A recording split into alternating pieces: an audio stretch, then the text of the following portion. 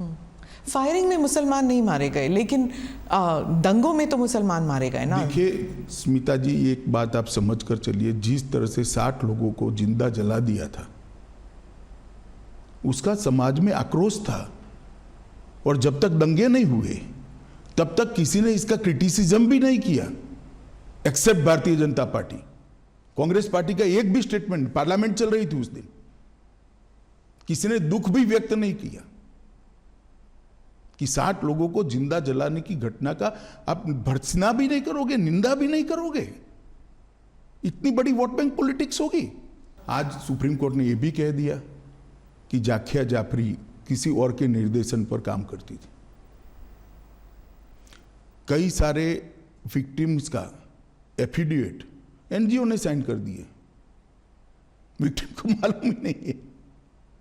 आपके हिसाब से किसने किया, क्यों किया जाकिया जाफरी के? सब जानते हैं ना कि तीस्ता सेतलवाड जी की एनजीओ ये सब कर रही थी, केवल और केवल। और उस वक्त जो यूपीए की सरकार आई उसने ढेर सारी मदद करी है तीस्ता सेतलवाड की एनजीओ को, ढेर सारी मदद करी है, सबको मालूम है, पूरे लुटियन दिल्ली को मालूम है। गुजरात में तो आपकी सरकार थी, इतने गुजरात में हमारी सरकार थी, मगर जो एनजीओ थे उसको भारत सरकार ने मदद करी है, सब जानते हैं। और केवल मोदी जी को टारगेट बनाकर ये सब किया गया, उनकी छवि को हानि पहुंचाने के लिए किया गया, उनको दंगों के केस में उनकी लिप्तता बनाने के लिए किया है। मगर सत्य को कुछ नहीं होता है। ये लंबी लड़ाई मोदी जी ने बहुत धैर्यपूर्वक सारी वेदनाओं को, वो विष को हजम करते हुए लड़े, और आज चमकते सूर्य की तरह सत्य बाहर आया है। मोदी जी जीत कर बाहर आए हैं। भारतीय जनता पार्टी के दंगों का कोई आरोप नहीं रहता। और मैं पूछना चाहता हूं, जो हम पर लगाते हैं, उनके शासन जहां जहां रहे हैं वहां दंगे नहीं हुए हैं क्या? उत्तर प्रदेश का वो इतिहास उठाकर देख लीजिए।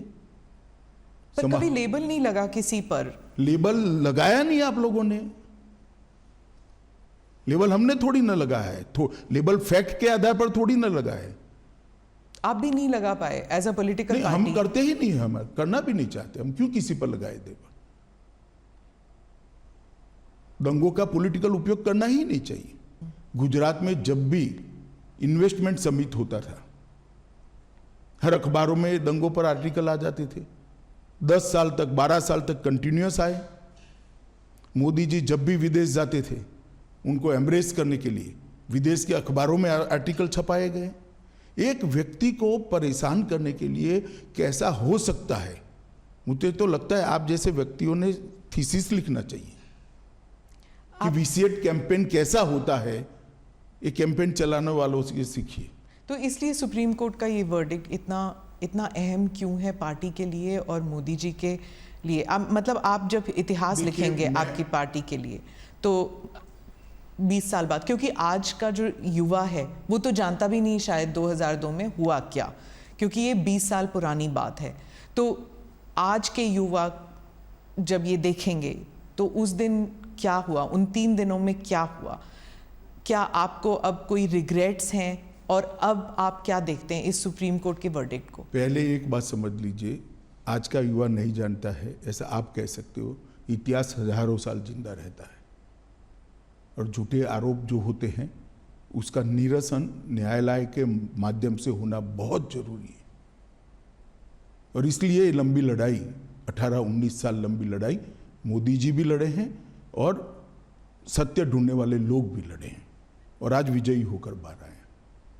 क्या इसलिए ये लड़ाई जरूरी थी? मतलब कि आप इतिहास जब लिख रहे हैं अपनी पार्टी लिखने के लिए नहीं, किसी भी झूठ के सामने लड़ाई करना निहायत जरूरी होता है। किसी भी अपप्रचार के सामने उसको एक्सपोज करना बहुत जरूरी होता है। इतिहास तो अपने आप बनते रहते हैं। 2 बार 2/3 बहुमत से जीतना ही इतिहास है। देश में जीएसटी डाल देना भी इतिहास है। देश के अंदर सीडीएस बनाना भी इतिहास है। देश के पहली बार सर्जिकल स्ट्राइक करना भी इतिहास है। पहली बार एयर स्ट्राइक करना भी इतिहास है। पूरे दुनिया में भारत के गौरव को आसमान तक ले जाना भी इतिहास है। इतिहास की तो खैर बहुत सारी बातें हैं, परंतु झूठ के खिलाफ लड़ाई लड़नी चाहिए और मोदी जी डट कर लड़े हैं, धैर्यपूर्वक लड़े हैं और आज विजयी होकर बाहर आए। पार्टी के लिए ये कितना सिग्निफिकेंट है पॉलिटिकली, मैं पूछ रही हूँ। बहुत सिग्निफिकेंट है, पॉलिटिकली कम, परंतु जिस प्रकार से मेरे पार्टी के सर्वोच्च नेता को विक्टिमाइज करने का प्रयास किया गया और आज कोर्ट ने उसकी धज्जियां उड़ा दी हैं, मैं मानता हूं ये जजमेंट भारतीय जनता पार्टी के हर कार्यकर्ता के लिए, न केवल मोदी जी के लिए, हर कार्यकर्ता के लिए, मोदी जी के लिए तो खैर आत्मसंतोष का विषय हो सकता है, हर कार्यकर्ता के लिए गौरव का विषय है कि आज जो झूठे आरोप हमारे सर्वोच्च नेतृत्व पर लगाए थे वो सारे खारिज हो गए। सर, गुजरात लेबोरेटरी ये एक टर्म बन गया था कि जो गुजरात में जो एक्सपेरिमेंट किया गया, यानी कि बिना मुसलमानों के सरकार हम बना सकते हैं, बिना मुसलमानों के वोट के हम सरकार बना सकते हैं, और अगर मुसलमान ज़रा सा इधर या उधर हो जाए, लाइन पे ना चले, तो दंगे करा सकते हैं। ये एक गुजरात एक्सपेरिमेंट और गुजरात लेबोरेटरी करके जो अपोजिशन पार्टीज़ कहते हैं कि बीजेपी जो है ये इसको एक पॉलिटिकल साइंस बना दिया है उन्होंने, और वो हर राज्य में इस्तेमाल करती है। देखिए, अब जैसा जिस कलर के ग्लास का चश्मा पहनेगी ऐसा दिखाई पड़ेगा, पीले पहनेगी तो पीला दिखाई पड़ेगा, काले पहनेगी तो काला दिखाई पड़ेगा, ये देखने का नजरिया है। गुजरात मॉडल जरूर बना है, देश में हमने सबसे पहले 24 घंटा बिजली हर गांव में पहुंचाने का काम किया, वो एक मॉडल है। देश के अंदर 12 साल के अंदर जीरो ड्रॉप आउट रेशियो, लगभग जीरो ड्रॉप आउट रेशियो, और 99% से ज़्यादा एनरोलमेंट किया बच्चों का प्राइमरी एजुकेशन के अंदर, वो भी मॉडल है। गुजरात के ट्राइबल एरिया के लिए वन बंधु कल्याण योजना लेकर आए, वो भी मॉडल है। 10% ग्रोथ रेट के साथ 12 साल तक एग्रीकल्चर ग्रोथ रेट हमने अचीव किया है, वो भी एक मॉडल है। ढेर सारे मॉडल है, हाईवेज से लेकर ग्रामीण विकास से लेकर अर्बन डेवलपमेंट तक। हमारे अर्बन डेवलपमेंट के एक्ट भी मॉडल है। जहाँ तक दंगों का सवाल आप कर रही है, आप एक बात समझ लीजिए, आप इतनी वरिष्ठ पत्रकार है स्मिता बहन, आप कांग्रेस के शासन के जो आपको ठीक लगे वो 5 साल, और भारतीय जनता पार्टी के शासन से जो आपको ठीक लगे वो 5 साल ले लो। कितने घंटे कर्फ्यू रहा, कितने लोग मारे गए, कितने दंगे हुए, और दंगे का ड्यूरेशन क्या था, कंपैरिजन कर लीजिए तो मालूम पड़ जाएगा कि दंगे किसके शासन में ज्यादा हुए। और दूसरी बात, ये दंगा होने का मूल कारण गोधरा की ट्रेन को जला देना था। 60 लोगों को, 16 दिन की बच्ची को मां की गोद में बैठे हुए जिंदा जलते हुए मैंने देखा है, मेरे हाथ से अग्नि संस्कार किया है मैंने गोता गांव में। इसके कारण दंगे हुए थे, और आगे जो दंगे हुए हैं वो पॉलिटिकली मोटिवेटेड थे। रिजर्वेशन का आंदोलन हुआ, दंगों में कन्वर्ट कर दिया गया। जब वो गोधरा से बॉडीज लेके गए थे अंतिम संस्कार के लिए, तब आपको लगा था कि ये there will be a blowback, मतलब कि कोई प्रतिक्रिया होगी? देखिए, उस वक्त किसी को सोचने की सुध बुध ही नहीं थी, इसलिए क्योंकि सबसे बड़ा प्रश्न ये था कि जो 59 लोग मारे गए हैं, इनके परिवार को उनका अंतिम संस्कार भी न करने देना। और कोई प्रोफेशनल इनपुट ऐसा नहीं था कि भाई इतनी बड़ी मात्रा में रिएक्शन आ जाएंगे। तो बॉडीज को परेड कर दिया गया था। परेड नहीं करा है, ये गलत प्रचार है। 16 सिविल अस्पताल में ले गया गया और बंद एम्बुलेंस में उनके परिवार वाले अपने घर पर ले गए। आप हॉस्पिटल में थे? मैं खुद हॉस्पिटल में था। क्या देखा आपने उस दिन? क्या देखना क्या था, जली हुई लाशें थी, दुख ही दुख था, आक्रांत था, रोज था। आप एमएलए थे, लेकिन आपकी कॉन्स्टिट्यूएंसी में ज़्यादा दंगे हुए नहीं कंपेयर टू बाकी जगहों में। अगर आप उस वक्त इंचार्ज होते, अगर आप होम मिनिस्टर होते, तो आप क्या करते अलग उस वक्त? देखिए, जो भी लोग थे उन्होंने अच्छा काम किया था, मगर घटना के कारण रोष इतने व्यापक मात्रा में था जिसकी भनक किसी को नहीं लगी थी, किसी को नहीं लगी थी, ना पुलिस को लगी थी, ना किसी को लगी थी। और बाद में किसी के हाथ में ही नहीं रहा। सर और देखिए इस बात पर अनेक अदालतों में, एक सुप्रीम कोर्ट के रिटायर्ड जज के कमीशन में सब जगह बहस हो चुकी है। ये मोदी जी को कोई पहली क्लीन चिट नहीं है, नानावटी कमीशन ने भी क्लीन चिट दी है, फिर भी एसआईटी बनाई गई। और मोदी जी एसआईटी के सामने कोई नाटक करते हुए नहीं गए थे कि भी मेरे समर्थन में आ जाओ, गांव गांव से आओ, नहीं आते तो फिर एमएलए को बुला लो, एमपी को बुला लो, एक्स एमपी को बुला लो और धरना करो। पर क्यों नहीं गई बीजेपी, क्यों नहीं गई अब सपोर्ट? हम मानते थे कि हमने न्याय में सहयोग करना चाहिए, न्यायिक प्रक्रिया में सहयोग करना चाहिए। सुप्रीम कोर्ट का ऑर्डर है, एक एसआईटी काम कर रही है। एसआईटी अगर चाहती है मुख्यमंत्री जी को कुछ सवाल पूछना, तो मुख्यमंत्री स्वयं कहते हैं कि मैं कोऑपरेट करने के लिए तैयार हूं। किस चीज का आंदोलन करना है? आंदोलन किस चीज का करना है? ये न्यायिक प्रक्रिया है। हमारे यहाँ कोई भी व्यक्ति न्याय की परिधि से बाहर नहीं है। नहीं, दैट आई एग्री, लेकिन आप खुद कह रहे हैं कि विक्टिमाइजेशन हो रही थी। मतलब आपको आपके खिलाफ जो चल रहा था उस टाइम मीडिया ट्रायल या एनजीओ, उसके खिलाफ आंदोलन, क्या वो जस्टिफाइड नहीं था?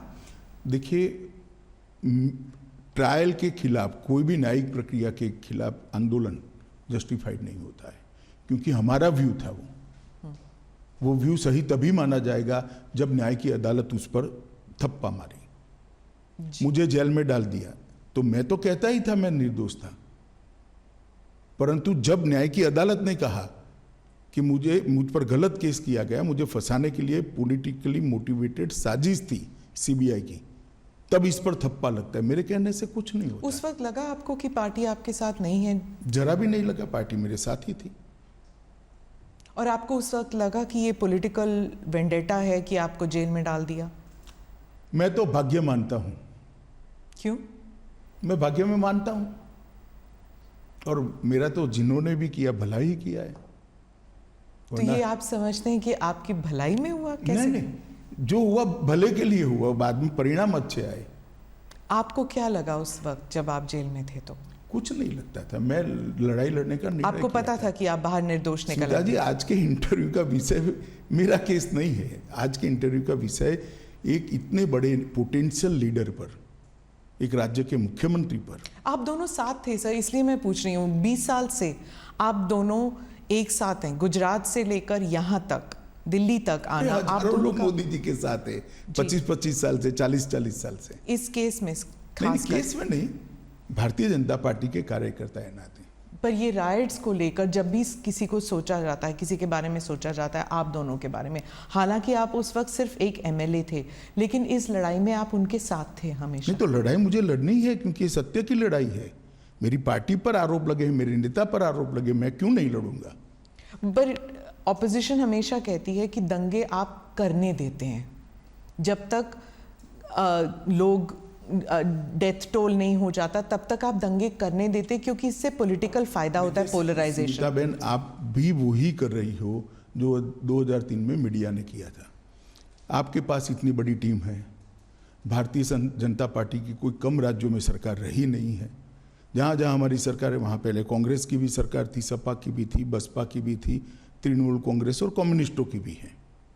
ठीक है, भारतीय जनता पार्टी का शासन का कालखंड और एवरेज दंगे और एवरेज हताहत होने वाले लोग और उनके कालखंड का आप निकाल दीजिए। आप मैथमेटिकल फॉर्मूला निकाल रहे हैं। मैथमेटिकल फॉर्मूला नहीं कह रहा। अगर हम स्पॉन्सर करते हैं तो दंगे ज्यादा होने चाहिए। दिखता नहीं है ना, वही तो वो कह रहे हैं कि आप जब स्पॉन्सर करते हैं देखना तो नहीं चाहते। आप देखना नहीं चाहते कि भाजपा के शासन में दंगे कम होते हैं। दंगे जब होते हैं, वो कह रहे हैं, ऑपोजिशन कहती है दंगों से फायदा होता है बीजेपी को, पोलराइजेशन से पॉलिटिकल फायदा होता है, इलेक्टोरल फायदा होता है। तो फिर हम ज्यादा कराते हैं, दंगे तो कम हो रहे हैं। मैं गुजरात पे वापस आती हूँ, क्योंकि आप गुजरात स्पेसिफिक इंटरव्यू आपने कहा कि आप और किसी चीज़ पर बात नहीं करना चाहते, सिर्फ गुजरात पर बात करना चाहते हैं। आप मुझे बताइए कि अब आप 20 साल अगर आपको रिवर्स पे देखना पड़े तो क्या मोदी जी कर सकते थे जो उन्होंने नहीं किया? ऐसा है, सब कुछ किया है। मैं तो बहुत नज़दीक से देख रहा था। इतने डिटेल में शायद ही किसी मुख्यमंत्री ने काम किया था। एक थाने की स्ट्रेंथ 100 पुलिस की होती है, 150 पुलिस की होती है, एडिशनल फोर्स लो तो 400 पुलिस की हो गई, और 2 लाख लोगों का जमघट है। क्या कर सकते हैं आप? इसको कंट्रोल करते करते समय लगता है। टीयर गैस, लाठीचार्ज, ये सब हुआ है, फायरिंग हुआ है। 900 लोग फायरिंग में मारे गए। तीसरे दिन नहीं, दूसरे दिन भी हुआ है। पहले दिन तो सवाल ही नहीं था, घटना थी। दूसरे दिन भी फायरिंग हुआ है, तीसरे दिन भी हुआ है। परंतु सरकार को भी व्यवस्थाएं करने में, और जो स्केल बन गया, उस स्केल को पहुंचने में थोड़ा समय लगता है। और मैं आपको बताना चाहता हूं कि मुझे पूरा मालूम है, इस वक्त गिल साहब भी हमारे यहाँ आए थे हमारी मदद में, मोदी जी की सरकार की मदद में। गिल साहब भी आए थे। गिल साहब के साथ मैंने भी डिनर करा है। उन्होंने कहा इससे ज्यादा प्रॉम्प्ट एक्शन मेरे जीवन में मैंने नहीं देखा है। और उन्होंने पंजाब एक्शन देखा हुआ था। हाँ, कि इससे ज्यादा न्यूट्रल और प्रॉम्प्ट, 2 शब्द प्रयोग थे, न्यूट्रल और प्रॉम्प्ट एक्शन मैंने मेरे जीवन में पुलिस की करियर में नहीं देखा है। फिर भी आरोप लगाए, गिल पर ही लगा दिए आरोप। अब जो पिटिशनर्स हैं वो कह रहे हैं उन्हें न्याय नहीं मिला सुप्रीम कोर्ट के, जाकिया जाफरी, क्या उन्हें न्याय मिला है? आपको क्या लगता है? मैं निश्चित रूप से मानता हूं एक ही जजमेंट सेशन कोर्ट में आया। इसके खिलाफ आपने हाई कोर्ट में अपील की, हाई कोर्ट ने कड़ाई से, सेशन कोर्ट से ज़्यादा कड़ाई से कहा। इसके खिलाफ आपने सुप्रीम कोर्ट में अपील करी, सुप्रीम कोर्ट ने इससे भी कड़ाई से करा। फिर भी आप स्वीकार नहीं करते हो तो क्या कर सकते हैं? और दूसरा, डेट जिसने ली है, इसका रिकॉर्ड न्याय की अदालतों में पड़ा हुआ है, देख लेना चाहिए जिसको भी इंटरेस्ट है उसने। हर बार एनजीओ ने डेट ली है। लंबा खींचना, इश्यू को पेंडिंग रखना। क्यों? क्योंकि मोदी जी पर आरोप लगता रहे।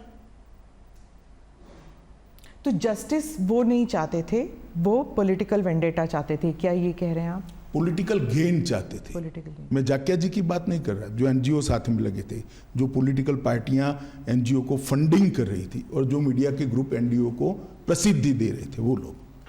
सर मुझे बताइए कि 2002 के बाद और इस न्यायिक प्रक्रिया के बाद क्या लेसन्स हैं? क्योंकि मंथन तो होता है आपकी पार्टी में और गवर्नमेंट में भी, सरकार में भी, तो क्या लेसन्स आप सीख चुके हैं इससे, क्या कि ऐसे अब कभी ना हो?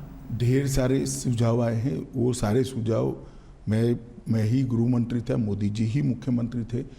गुजरात पुलिस ने अपनी कार्यपद्धति के अंदर इनकॉर्पोरेट कर दिए गए हैं। ट्रेनिंग मॉड्यूल भी बदले गए हैं, सूचना प्राप्त करने की पद्धति को भी बदला गया है, सूचना का ग्रेडेशन करने की नई सिस्टम इवॉल्व कर दी गई है, और सूचना ग्रेडेशन करने के बाद इसके अनुरूप एक्शन क्या होंगे, इसकी भी एक एसओपी बनाई गई है। इसलिए 2002 के बाद गुजरात में एक भी दंगा नहीं हुआ है। सेंटर स्टेट में जो तालमेल होना चाहिए राइट्स कंट्रोल करने के लिए, क्या उसे फाइन ट्यूनिंग, उसकी फाइन ट्यूनिंग मुझे लगता है व्यवस्था ठीक है। अभी जो व्यवस्था है वो ठीक है। क्योंकि अभी जो हमने देखे थे, जो अग्निपथ जो स्कीम है, उसके कारण जो दंगे हुए थे, हाँ वायलेंस में लोग मरे नहीं, लेकिन काफ़ी देर तक इनएक्शन था, तो इसमें फिर वही स्टेट्स की बात हो जाती है। ऐसा है कि लॉ एंड ऑर्डर कंट्रोल करना स्टेट की जिम्मेदारी है। भारत सरकार सहयोग कर सकती है, स्टेट की डिमांड पर सहयोग कर सकती है, और जब स्टेट को लगता है कि हमारी स्टेट की मशीनरी कम पड़ रही है या तो हमें ज़्यादा मैन पावर चाहिए जो स्टेट के पास उपलब्ध नहीं है, तो रिजर्व फोर्स में से भारत सरकार की मैन पावर जाता है। ये व्यवस्था बहुत परफेक्ट है, और हर स्टेट में कमोबेश भारत सरकार के सीएपीएफ्स के बटालियन लगे हुए हैं, तो कहीं और से नहीं लाना है। मानो बिहार है तो एसएसबी हमारी तुरंत घंटों में पहुंच सकती है। पर उसमें भी कहा जाता है कि पॉलिटिकली हो जाता है मोटिवेट, जैसे ममता जी कहती हैं कि जो सेंट्रल फोर्सेस हैं वो पॉलिटिकल आदेश पर काम करते हैं? स्मिताबेन, ममता जी को ना आप समझा सकते हो ना मैं समझा सकता हूँ। छोड़िए, इसके आधार पर एडमिनिस्ट्रेशन कैसे तय होगा? पॉलिटिकल बातें करने के लिए हर एक को इस देश में स्वतंत्रता है। जी, आपका कोई आज जब ये रूलिंग आई तो आप, एक बार और पूछूंगी मैं कि आपको कैसे महसूस हो रहा है आज के दिन? मुझे बहुत अच्छा महसूस होता है। मोदी जी को बहुत सारे बदनामी झेलते हुए मैंने देखा है। मोदी जी पे बहुत सारे झूठ और झूठे आरोप मढ़ते हुए, निर्लज्जता से मढ़ते हुए मैंने देखा है। इसके बावजूद भी संवैधानिक प्रक्रिया है, कानूनी प्रक्रिया, इसके ऊपर कुछ नहीं करना है, ये बोल्ड स्टैंड लेते हुए मैंने देखा है और 18 साल धैर्य रखते हुए देखा है और 18 साल के बाद आज विजयी होते हुए भी मैंने देखा है। मुझे तो बड़ा संतोष है कि सार्वजनिक जीवन में नरेंद्र मोदी ने एक ऐसा एग्जाम्पल सेट किया है कि आरोप कितना भी झूठा हो, आप उसको न्याय की अदालत ही तय कर सकती है, सच है या झूठ है, तब तक धैर्य रखना चाहिए। सुप्रीम कोर्ट में ऑब्जर्वेशन ये भी था कि उस वक्त की सरकार ने दंगा रोकने का प्रयास नहीं किया और ये भी कि कुछ विटनेसेस जो हैं वो ऐसे जवाब दे रहे थे जैसे कि डिक्टेशन दे रहे हैं उन्हें। दोनों चीज़ें ऑब्जर्व किया गया। देखिए, उस वक्त सुप्रीम कोर्ट ने जो ऑब्जर्वेशन किया था वो एनजीओ के एफिडेविट के आधार पर किया था। इसकी जांच के लिए एसआईटी बनाई थी। एसआईटी ने अपनी रिपोर्ट दे दी और आज जो जजमेंट आया है उसमें सुप्रीम कोर्ट ने कहा है राज्य सरकार ने दंगा रोकने के लिए भरसक कोशिश की, राज्य सरकार ने उचित समय पर उचित कार्यवाही कर कम नुकसान में दंगों को समाप्त किया और राज्य सरकार ने सुप्रीम कोर्ट द्वारा दी गई विटनेस प्रोटेक्शन की स्कीम को पूरा का पूरा फुल स्टॉप कॉमा में पूरा किया है। तो इसीलिए कहा जाएगा कि सुप्रीम कोर्ट को भी इन्फ्लुएंस किया है? सवाल ही नहीं है सुप्रीम कोर्ट को इन्फ्लुएंस करने का। आप आरोप लगाने के लिए तो कोई भी कुछ भी लगा सकता है, परंतु आप जजमेंट पढ़ेगी, मेरे हिसाब से 300 से ज़्यादा पेज का जजमेंट है और हर आरोप को सुप्रीम कोर्ट ने गोलमोल नहीं किया है, डील किया है। किस आधार पर ये करा है? सामने से श्री कपिल सिब्बल ने बहुत सारे आर्ग्यूमेंट्स किए हैं, ऐसा नहीं है। ये इतने सालों से लड़ा जाने वाला केस है, सुप्रीम कोर्ट में 7 साल तक केस चला है और हर बार पूरे दिन सुनवाइयां हुई है। ये तीनों बातों को सुप्रीम कोर्ट ने स्पष्ट किया है कि राज्य सरकार ने भरसक कोशिश की, उचित समय पर उचित निर्णय लेकर इसको कम नुकसान में दंगों को समाप्त करा और जो विटनेस प्रोटेक्शन स्कीम राज्य सरकार ने सुप्रीम कोर्ट के सामने रखी थी, सुप्रीम कोर्ट ने थोड़े बहुत अमेंडमेंट कर अप्रूव करी थी, इसको फुल स्टॉप कॉमा में स्पिरिट के साथ लागू किया है। और मोदी जी के लिए भी कहा कि मोदी जी ने बार बार दंगा रोकने के लिए मीटिंगें भी करी, अपीलें भी करी, सार्वजनिक अपीलें भी करी और स्थान पर भी गए। ये सभी चीज़ों को आज सुप्रीम कोर्ट ने नोट किया है। तो मैं मानता हूं कि एक भी आरोप जो एनजीओ ने लगा था वो टीका नहीं है। मोदी जी बिल्कुल कोई आरोप के बगैर पूरी बात से आज सुप्रीम कोर्ट के जजमेंट से बाहर आए हैं और आज सत्य का विजय हुआ है। मीडिया और एनजीओज, इन दोनों के ऊपर सुप्रीम कोर्ट ने भी कहा है। आप एक बार अगर आप कहें कि आप what do you think should be the role, और क्या रोल मीडिया ने नेगेटिव पॉजिटिव, एनजीओज ने नेगेटिव पॉजिटिव क्या किया? नहीं, त्रिकूट है, सिर्फ मीडिया और एनजीओ नहीं है। पॉलिटिकल पार्टियां भी जो एनजीओ को नर्स करती है वो भी है, आप इसको मत छोड़िए। तो आप व्हाट डू यू थिंक कि क्या इससे कोई लर्निंग लेसन्स मिलेंगे? मैं तो मानता हूं ये देखकर सबने आत्मचिंतन करना चाहिए। धन्यवाद मेरे से बात करने। Thank you. गुजरात मामले को लेकर गृहमंत्री अमित शाह को आप सुन रहे थे। गृहमंत्री अमित शाह ने अपना पक्ष रखा और साफ तौर पर कहा कि जो आरोप थे वो राजनीति से प्रेरित आरोप लगाए गए थे। उन्होंने मीडिया को इंटरव्यू देते हुए उस पूरे मामले को रखा है। 2002 गुजरात दंगे पर अमित शाह ने अपनी बात रखी है मीडिया के सामने। गलत आरोप लगाए गए, जनता सब देखती है, जनादेश सबसे अहम होता है, ये भी कहा गृहमंत्री अमित शाह ने।